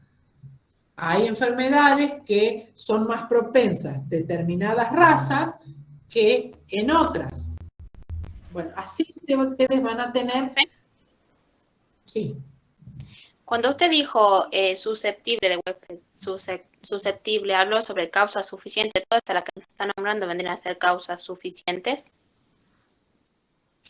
Sí, o sea, cuando yo reúno toda y se forma esta causa suficiente, digo, listo, se enferma. Este huésped pasó a ser susceptible y se puede, obviamente, siempre que esté la gente, que era condición necesaria, dentro de todas esas condiciones y se enferma. Bien. Bien. También puede influir el estado nutricional, o sea, no es lo mismo una persona bien nutrida a una persona que tenga un déficit nutricional. Si yo relaciono el déficit nutricional con la edad, con que estuvo expuesto al agente causal, ¿se entiende cómo voy conformando la causa componente y se hizo una causa suficiente y esa persona se enfermó? Entonces, todo esto aporta a la mayor o menor susceptibilidad de un paciente, de una persona, a poder enfermarse. ¿Está claro? Sí. Y ahí ustedes tienen el concepto en el material que les voy a subir de lo que es susceptibilidad. Se los leo textual. Dice, susceptible es cualquier persona o animal que no posee la suficiente resistencia contra algún agente patógeno determinado que lo proteja contra determinada enfermedad y en el caso que llegue a estar en contacto con ese agente. Es decir, una persona es susceptible cuando no tiene la suficiente resistencia para defenderse contra ese agente patógeno. Y ahí vamos a ver lo que tiene que ver, fíjense que tiene que ver mucho con la inmunidad del sujeto. Generalmente vamos a ver que la susceptibilidad tiene relación con la resistencia y con la inmunidad. Cuando yo hablo de resistencia, también tienen la definición ustedes en el apunte. Yo hablo de resistencia cuando esa persona tiene el suficiente mecanismos corporales que le sirven de defensa. Yo digo, tiene la resistencia alta. ¿Por qué? Porque tiene todos estos mecanismos corporales para defenderse contra ese agente causal. Entonces, fíjense cómo inmunidad, resistencia tienen que ver mucho con la susceptibilidad de una persona. Y ahí aparece mucho el concepto o el término de la inmunidad, y ustedes van a tener un cuadrito de que yo puedo tener una inmunidad activa o pasiva. La inmunidad activa es aquella que se adquiere, como lo dice la palabra, se adquiere naturalmente, ya sea en forma activa porque la mamá, por vía placentaria, se lo transmitió a su feto, o artificialmente por medio de una vacuna. Ustedes tienen el cuadro, quédense tranquilas. A eso se le denomina inmunidad activa, en forma natural o artificial. Y la inmunidad pasiva, vamos a ver que de forma natural, la inmunidad activa puede ser por la misma enfermedad, la inmunidad, vuelvo para atrás. La inmunidad activa es aquella que se adquiere naturalmente, ¿sí? Por eso es activa. En forma, porque tuve la enfermedad, como dijimos, la papera, y me curé, pero dejó anticuerpos en mí, entonces dejó esa inmunidad, o porque a través de la vacuna en forma artificial me dieron esos anticuerpos y yo hago defensa, hago inmunidad contra determinadas enfermedades. Esa es una inmunidad activa, ¿sí? Y la pasiva puede ser en forma natural por la vía transplacentaria o artificial a través de sueros que se inyectan o se inoculan a la persona. ¿Qué característica tiene? Que generalmente la inmunidad pasiva es de menor duración. Ustedes saben que toda inmunidad que le transmite la mamá al bebé son los primeros meses y después pierde su efectividad. En cambio, la inmunidad activa tiene una duración mucho más larga, las de las vacunas o de la misma enfermedad que me produce los anticuerpos. Esa es una diferencia a tener en cuenta entre la inmunidad activa y pasiva. Lo mismo que la de las vacunas, que es activa. Hay vacunas que yo me pongo una sola vez en la vida y nunca más, que ya me produjeron una inmunidad suficiente para toda la vida, o que me dura 5, 6, 10 años y después pongo refuerzos, nada más, ¿sí? Entonces tiene una duración mucho más larga la inmunidad activa. Bien, y después está el concepto que se escuchó mucho hablar del COVID, de la inmunidad en masa, que tiene que ver cuando son los casos deseados que yo necesito de que la población esté inmune. Y eso generalmente la puedo adquirir a la inmunidad por vacuna. Vieron que se habló mucho en el COVID de la inmunidad en masa. ¿Cuánto necesito yo de la población que sean inmunes para que ya empiece a disminuir el impacto de transmisión de la enfermedad? Y esa inmunidad en masa la puedo lograr por personas enfermas que ya hayan tenido esta inmunidad por la misma enfermedad, en forma natural o artificial porque yo vacuné.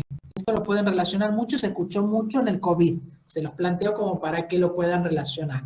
Esa es la inmunidad de masa, que generalmente estamos hablando de un 70 o un 80% que se necesita de presencia.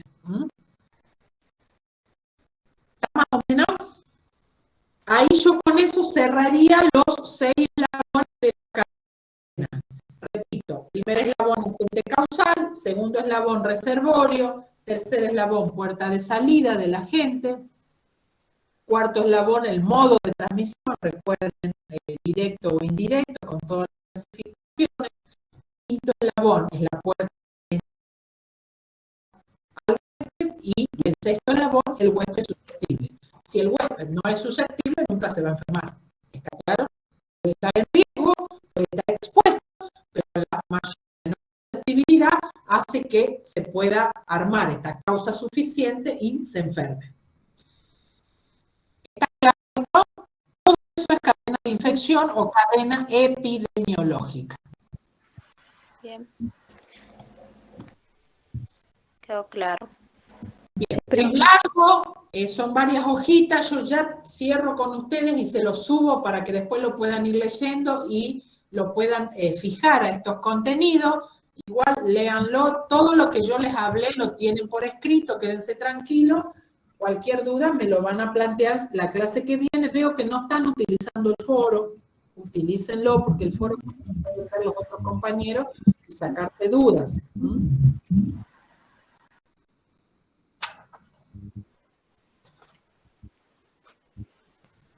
¿Está? Sí, ¿Tienen alguna duda sobre esto? Vuelvo a preguntar. Yo sé que es mucho contenido, pero bueno, hay que avanzar. Lo que les pido que estudien, porque veo que aparecieron en este tema un montón de términos nuevos.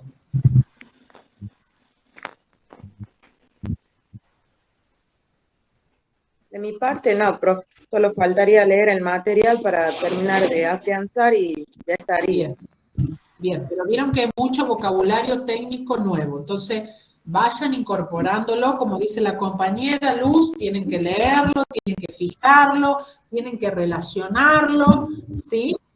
Para poder ir integrando todos los contenidos, eso es clave, ¿eh? Pero tienen que manejar vocabulario ya técnico, cosa que cuando yo le diga infección, patogenicidad, virulencia, determinantes de la salud, ustedes ya sepan de qué estamos hablando. Cadena de infección, agente causal biológico, ¿de qué estoy hablando? ¿Se entiende?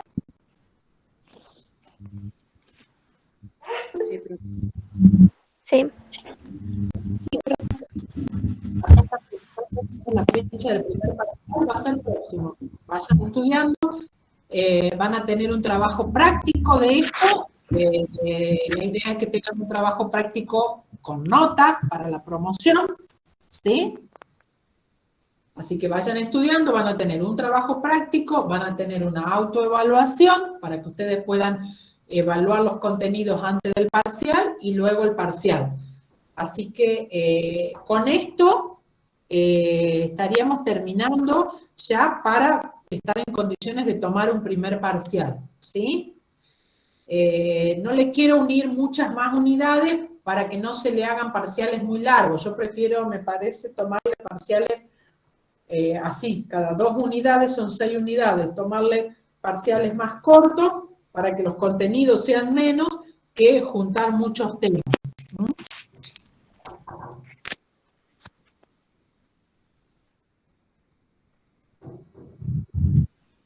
¿Están de acuerdo? Profe, no se la escucha por los micrófonos. ¿Cuándo va a ser? No les di fecha de parcial. Con esto, con cadena epidemiológica, nosotros terminaríamos prácticamente las 2 primeras unidades, ¿sí? Entonces, la idea, repito, es que van a tener a partir de ahora, yo ya les voy a avisar, un trabajo práctico, yo les voy a subir una guía de cadena epidemiológica, van a tener un trabajo práctico evaluativo que sume para la promoción o la regularidad, y les voy a armar una autoevaluación para que ustedes puedan evaluarse ustedes mismos y el parcial. ¿Sí? Porque después ya la unidad que sigue es medición de salud y nos metemos en otro mundo complicado porque hablamos ya de indicadores y que necesito que se los voy a tratar darle lo mínimo necesario, pero es un tema pesado que tiene que ver ya con la matemática, entonces quiero cerrar esto para que lo tengan bien en claro, estas 2 primeras unidades. Entonces necesito que estudien bien todo esto para poder hacer ya un trabajo práctico. Bien, profe. Igual yo les voy a estar avisando. Yo ahora ya terminamos esta clase, con esto ya la terminamos, les voy a subir el material. Y les voy a subir una guía para que puedan aplicar todos estos conocimientos, ¿sí? Bueno, profe. Bueno. Estamos en contacto, entonces. Vayan estudiando para el parcial, porque va a haber parcial de esto, ¿sí?